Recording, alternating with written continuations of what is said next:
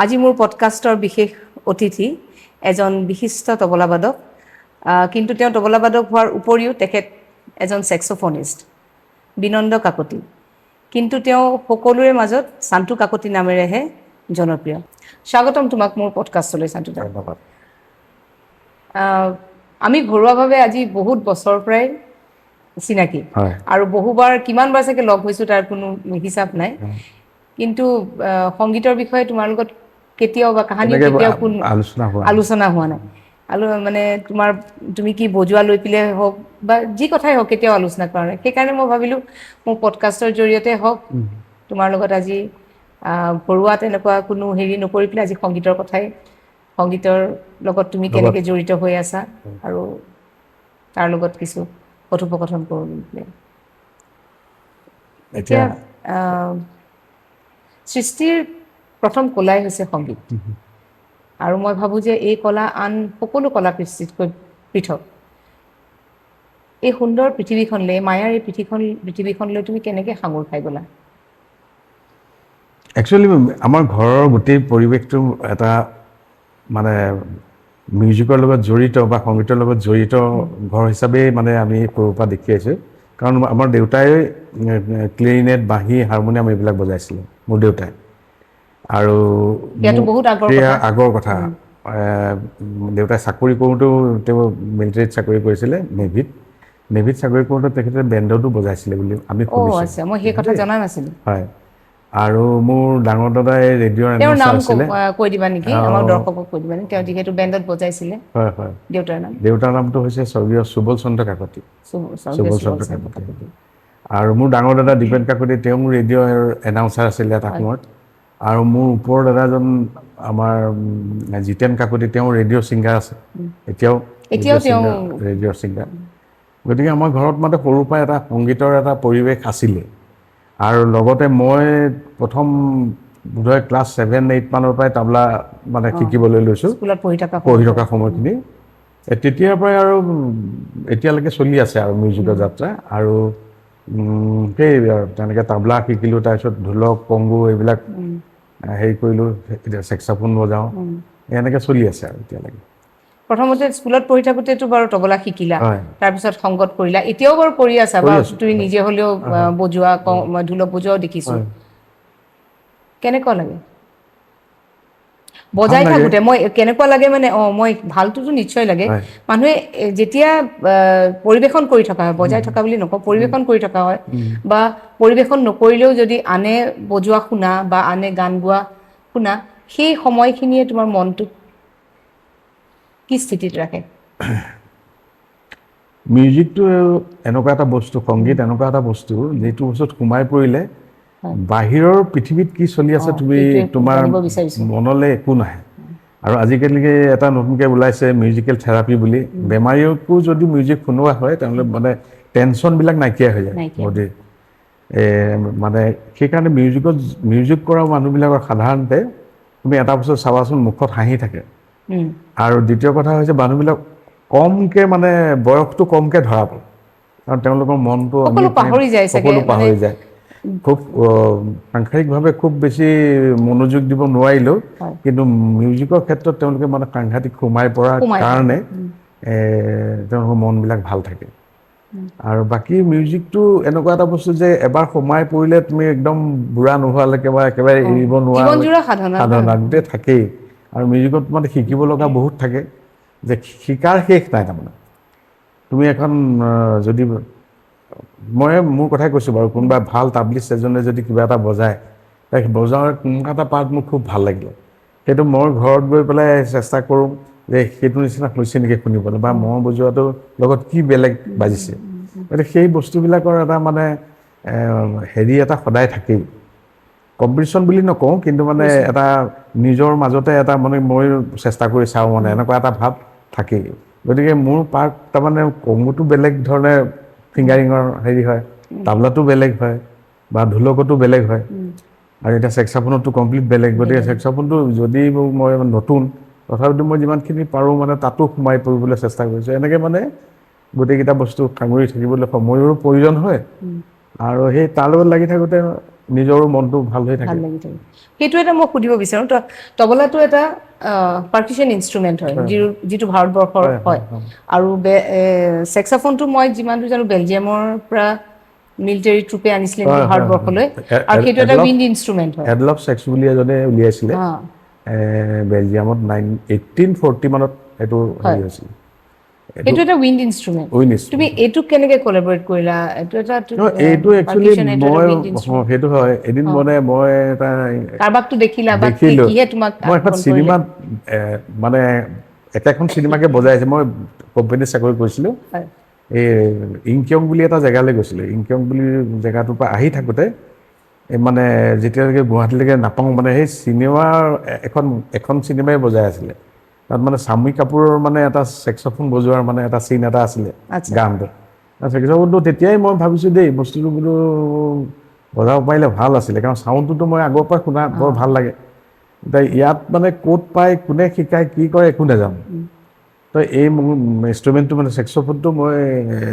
যেতিয়া মই গুৱাহাটীলৈ ডিব্ৰুগড়লৈ ট্ৰেন্সফাৰ হৈ আহিলোঁ তেতিয়া মই তিনিচুকীয়াত মোৰ বন্ধু কেইজনমানৰ লগত তিনিচুকীয়ালৈ গ'লোঁ তিনিচুকীয়াত গৈ পেলাই বোধহয় 8,000 মান লৈছিলে নেকি এটা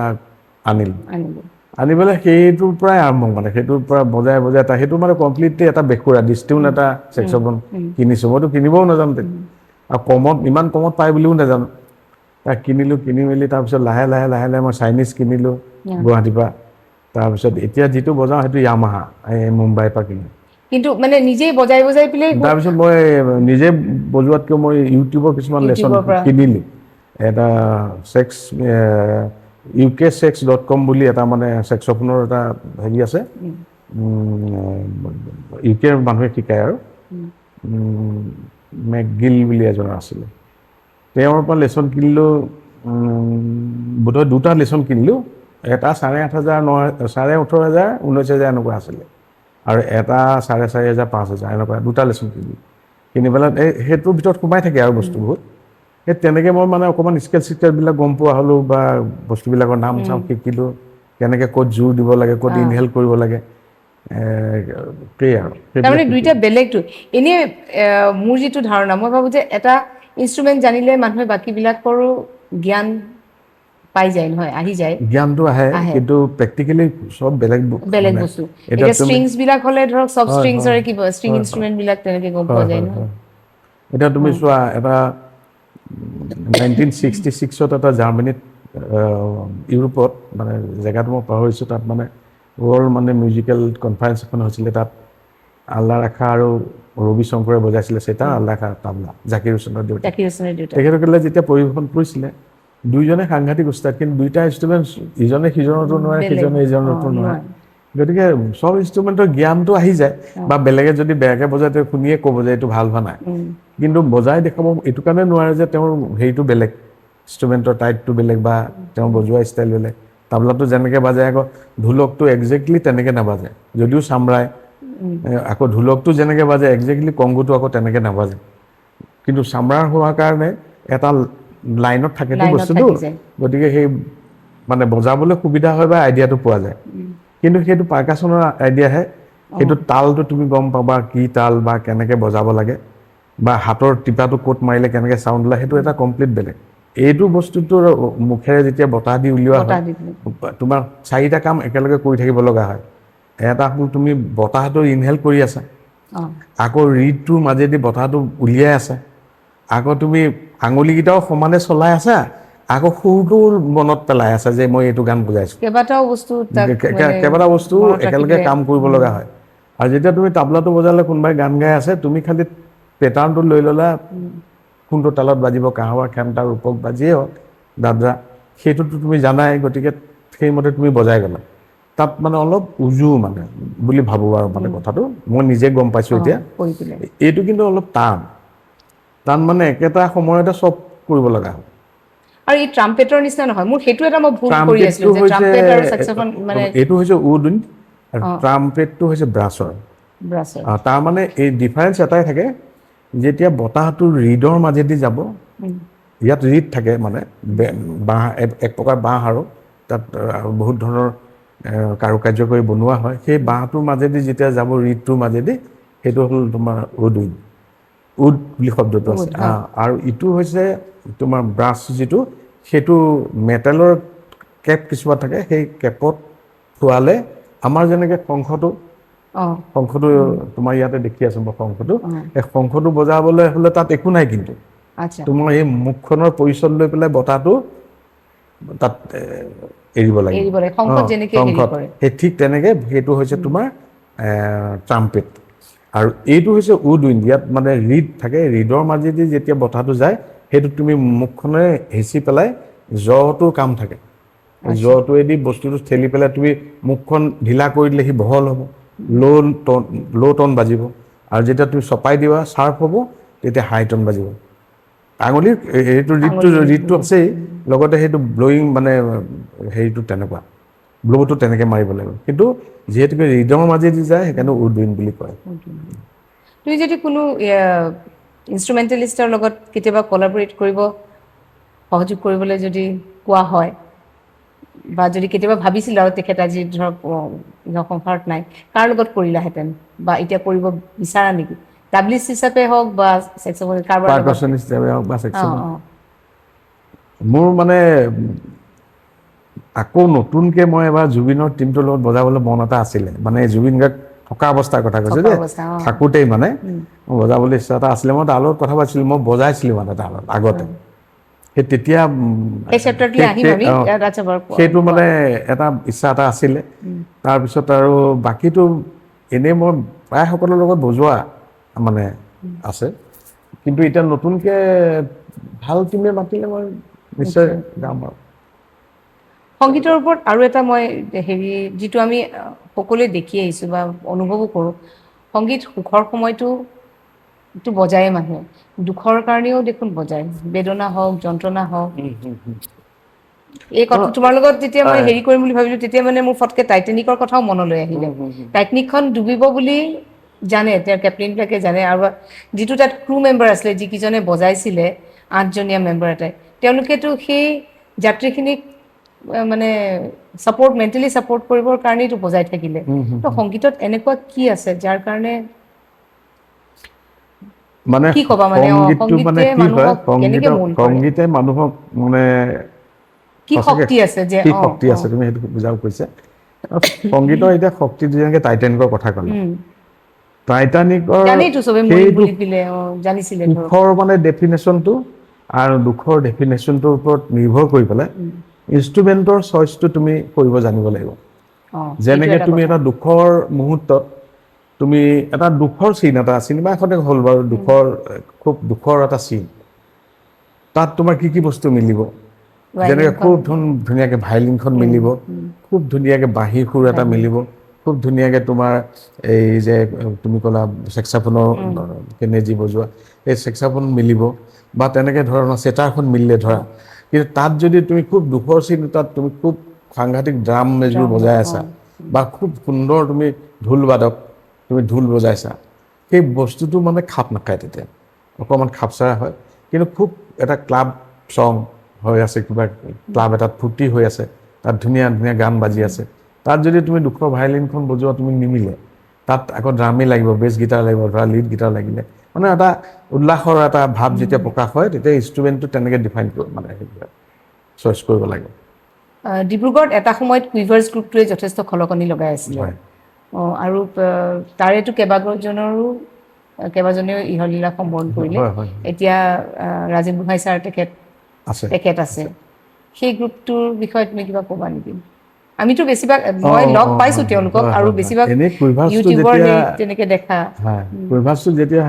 ফুল ফ্লেজত চলি আছিলে, আমি তেতিয়া অসমতে খুব ধুনীয়া আছিলে। তাতে আমাৰ ৰাজেন দাহঁত এতিয়াও আছে, প্ৰিন্স দা আছিলে, জুৱেল দা, প্ৰবীণ গোস্বামী, তাৰপিছত আমাৰ বিজু ফুকন আছিলে, হিৰ' বিজু ফুকন আছিলে, তাৰপিছত আৰু চুৱেচাদলা, তেখেতসকল ঢুকালে হয়। গতিকে তেখেতসকল আছিলে, তেখেতলোকৰ সেইটো সাংঘাতিক ধুনীয়া গ্ৰুপ, আৰু চব ধুনীয়া ধুনীয়া মানুহ, দেখিবলৈও বৰ ধুনীয়া, বজাই খুব ভাল চবে। তেওঁলোকৰ মানে বেণ্ডটো একদম জেণ্টলমেন, আৰু তেখেতসকল সঁচাকৈ বহুত বেছি জানিছিলে মানে। যিসকল এতিয়া জীয়াই আছে, ৰাজেন দাহঁত মোৰ লগত খুবেই ভাল, ৰাজেন দাহঁতৰ এতিয়া তেওঁলোকে জেনিয়াছ, মানে খুব ভাল মানুহ, খুব ভদ্ৰ নম্ৰ, আৰু মিউজিকৰ ক্ষেত্ৰতো খুব ধুনীয়া তেওঁলোকৰ জ্ঞান আছে। গতিকে তেওঁলোকৰ কিছুদিনৰ আগতে ৰাজেন গোহাঁই ছাৰক দিছিলে, আপোনাৰ তোমাৰ ৰমেশ বৰুৱা পুৰণি দিছিলে, মই গৈছিলোঁ সেইখন প্ৰগ্ৰেমত, চাইছিলোঁ, ইয়াতে হৈছিলে গাৰ্ডেন চিটত, খুব ধুনীয়া এটা প্ৰগ্ৰেম হ'ল। তোমালোকৰতো এটা বেণ্ড আছে, সেই বেণ্ডটোৰ বিষয়ে কিবা ক'বা নেকি? আমাৰ আছিল মানে, বেণ্ডটো এতিয়াও আছে, কিন্তু বেণ্ডটো মানে আমি একচুৱেলি আমাৰ তেনেকে নামটো আমি এতিয়ালৈকে দিয়া নাই। আমাক মাতিলে, কোনোবা এটাক মাতিলে আমি গোটেইখিনি একেলগে যাওঁ, বা একেবাৰে টিম হিচাপে কাৰোবাৰ লগত বজাবলৈও লগীয়া হ'লেও আমি টিম হিচাপে বজাওঁ। টিমত মানে আমাৰ ঢেৰ মানুহ আছে, আমাৰ দেৱজিৎ গগৈ, মইনা আছে মেডলিনত, বকুল দাস আছে কীবৰ্ডত, মুকুন্দ আছে কীবৰ্ডত, মইতো নিজে আছোঁৱে, আকৌ ৰাজা আছে, কাজল বুলি এজন আছে, কুঞ্জল বুলি এজন আছে, এনেকৈ আমি কেইবাজনো আছোঁ। তুমি সংগত কৰা বা লগত বজোৱা এনেকুৱা বিশিষ্ট সংগীতজ্ঞ কাৰোবাৰ লগত? মই অসমৰ মানে যিখিনি প্ৰায় আপাৰ আছামৰ ফালে আছিলে, সেইখিনিৰ লগত মই প্ৰায় বজোৱা, যেনেকৈ ধৰা জুবিনৰ কথাটো ক'লোৱেই, মই অলপ বজাইছিলোঁ, আৰু জিতুল সোণোৱালৰ লগত মই প্ৰায় 7 বছৰমান বজাইছোঁ ইয়াত দেই, হয়, সময় যাত্ৰা। তাৰপিছত পৰি বৰদলৈ আছে, আৰু দলি ঘোষাধ্য আছে, তেখেতসকলৰ লগত অলপ বজাইছোঁ মই, সংগীতা বৰঠাকুৰৰ লগত বজাইছোঁ। আকৌ তোমাৰ ৰাজেন দাহঁত আছেই, ৰাম চাচুনি ইয়াৰ আছেই, উমেশ গগৈ, বজেন পাঠক মানে, তাৰপিছত তোমাৰ জে পি দাহঁতৰ লগত বজাইছোঁ। তাৰপিছত সমৰদাৰ লগতো ইয়াত 2খনমান প্ৰগ্ৰেম কৰিলোঁ, খগেন হাজৰিকা, হয়। আকৌ ৰামেশ্বৰ পাঠকৰ জীয়াৰী আমাৰ বীণা পাঠক, মূৰ্ছনা পাঠক, তেওঁলোকৰ লগতো মই সংগত কৰিছোঁ। সুতঞ্জয় বুলি এজন সুতঞ্জয় দাস বুলি এজন ডক্টৰ আছে গুৱাহাটীত, তেওঁ খুব ধুনীয়া গায়, তেওঁৰ লগতো বজাইছোঁ। তেনেকৈ বহুত আছে, আমাৰ জিতেন দাহঁত আছে, তেওঁলোকৰ লগত বজাইছোঁ। দীপক গগৈ, দীপক সাংকতি, উৎপল শৰ্মা মুম্বাইত থাকে, তেওঁলোকৰ লগত বজাইছোঁ। জুবিন গাৰ্গৰ ককাই হয়, গতিকে তেওঁলোকে বহুতৰ লগত মই বজাইছোঁ আৰু ৰেডিঅ'ৰ প্ৰায়খিনি হেৰিৰ লগতে আমি আৰু প্ৰত্যেকৰ লগত এইটো অনুভৱ বেলেগ বেলেগ হয়, শিকিবলগীয়া থাকে চবৰ পৰা। হয়, লগ পালে মানুহবিলাকক মানে চবৰে ব্যৱহাৰ পাতিৰ পৰা আদি কৰি কথা কোৱাৰ ষ্টাইল বা গোৱাৰ ধৰণ বা তেওঁলোকৰ ব্যৱহাৰ গোটেইখিনি গম পোৱা যায়, বৰ ভাল লাগে। সেইখন এখন বেলেগ সমাজ আৰু প্ৰত্যেকৰ পৰা তুমি যিটো কথা কৈছা শিকিবলগীয়া বহুতেই থাকে, প্ৰত্যেকৰে মন ভাৱধাৰাবিলাক বেলেগ নহয়। সংগীতে আচলতে সঁচাকৈ এখন সংগীতৰ পৃথিৱীখনেই এখন সুকীয়া পৃথিৱী। লুইত গগৈ আছে জাগোনৰ, তেওঁলোকতো বজাইছিলোঁ। নৱ গগৈ ডিব্ৰুগড়, তেওঁলোকতো বজাইছে। মুম্বাইত এবাৰ প্ৰগ্ৰেম কৰিবলৈ যাওঁতে মালবিকা বৰা বুলি এগৰাকী আছে ছিংগাৰ, গুৱাহাটীৰ মালবিকা বৰা, তেখেতৰ লগতো মই বজাইছোঁ। তেনেকৈ আছে আৰু বহুত আছে। জুবিন গাৰ্গৰ এটা গ্ৰুপ আছিলে ইয়াত, এটা বেণ্ড আছিলে ডিব্ৰুগড়ত। সেইটো বেণ্ড জুবিনৰ তেখেতৰ প্ৰথম বেণ্ড নেকি বাৰু? মই নাজানো কাৰণে মই সুধিছোঁ। এইটো বেণ্ডটো যোৰহাটত যদিও নতুন আছিলে, যোৰহাটতো আছিলে, তাতে তেওঁ আৰম্ভণি গতিকে তাতো আছিলে। ইয়াত আছিলে ডনি হাজৰিকা, ডনি আছিলে আৰু আমাৰ শান্তনু আছিলে আৰু কোনোবা আছে দিগন্ত আছিলে, ঋতু বুলি আছিলে এটা, ভাস্কৰ দত্ত, সি হেৰিত থাকে, ভাস্কৰ শইকীয়া মুম্বাইত থাকে, ডনিও মুম্বাইত থাকে এতিয়া, শান্তনু ইয়াতে থাকে।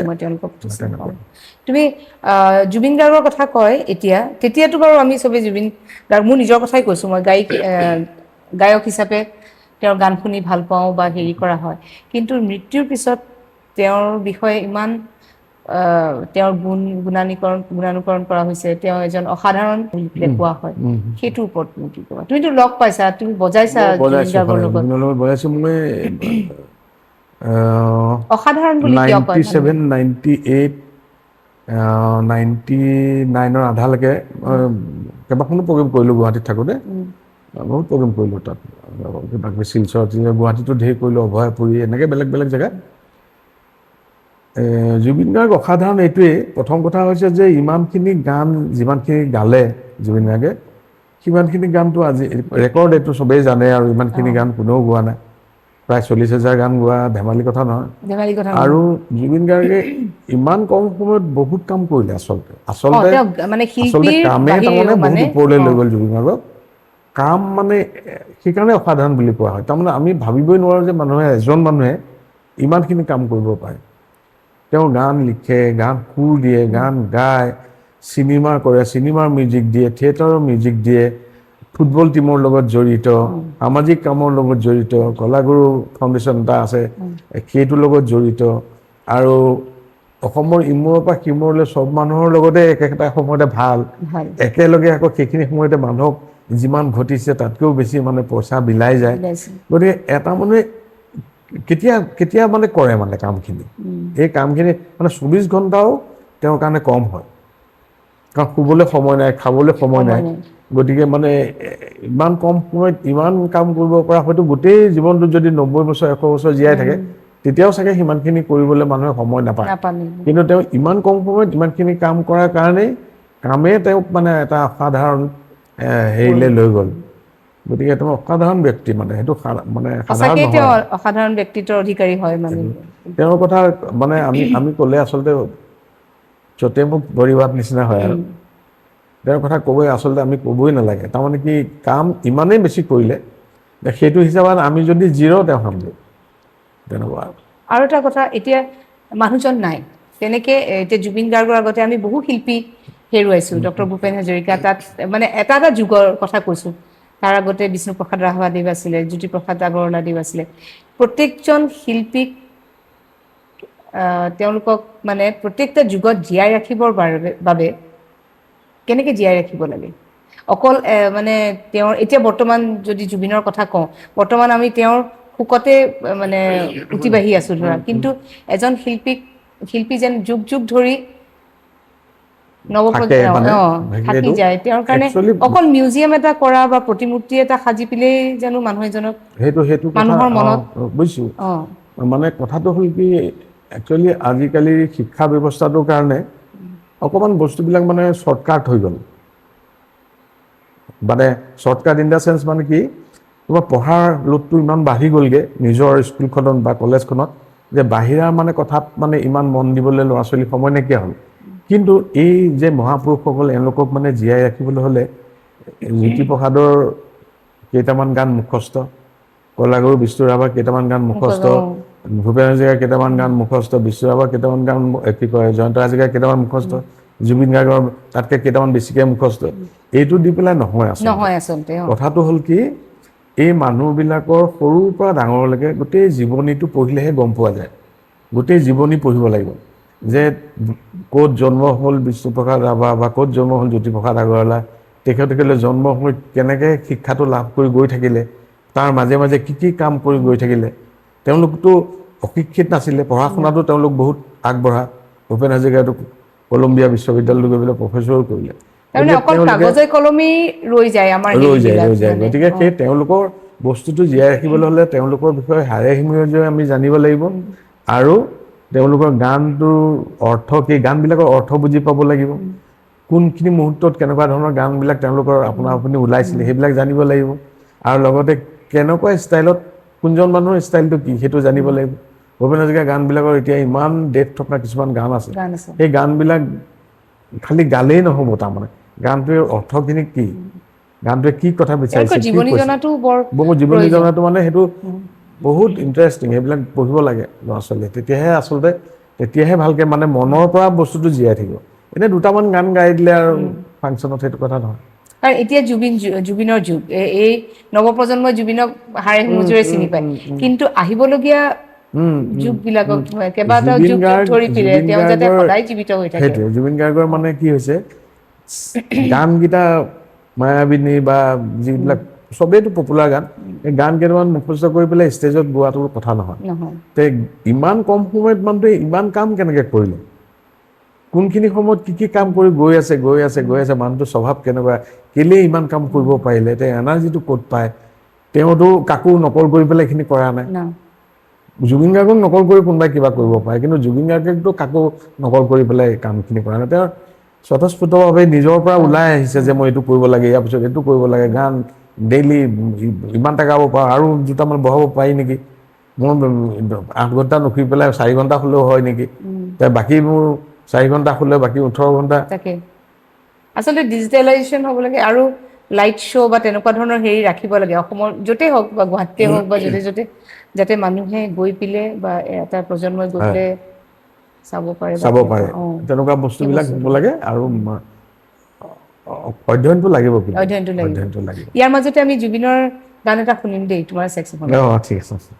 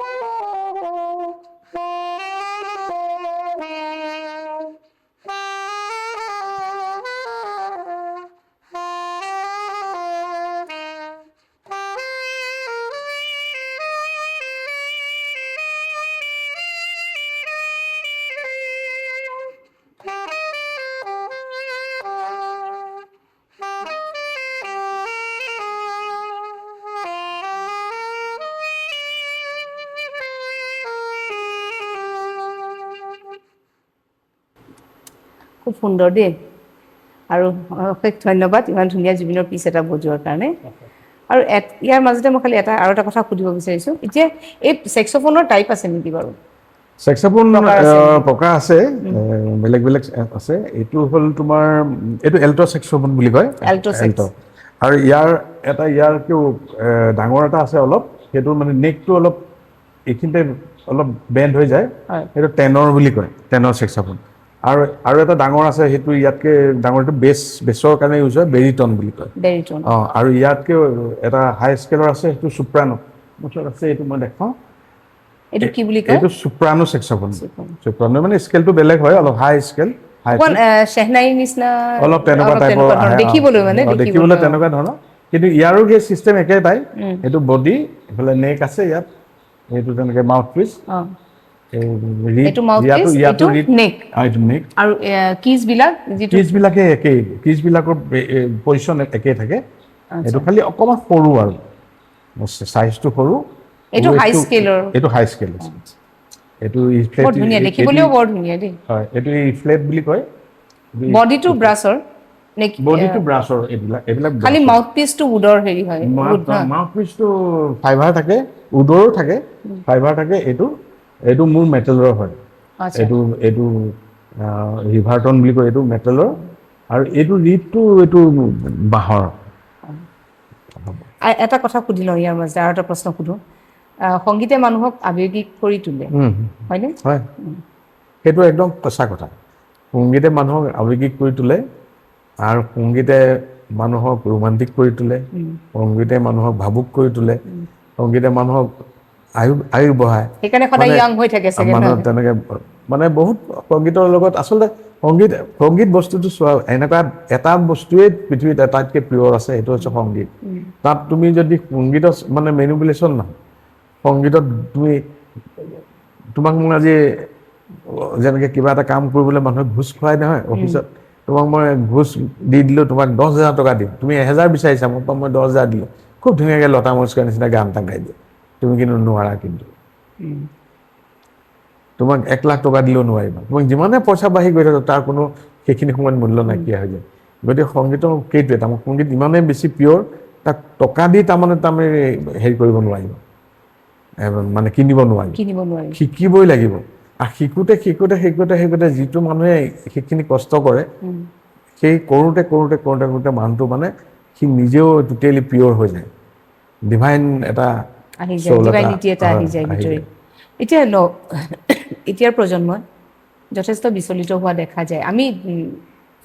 নিজৰ স্কুলত সৰু কাৰণে এতিয়া ল'ৰা ছোৱালীবিলাকৰ লগত ক্ষেত্ৰতে দেখিছোঁ সংগীতৰ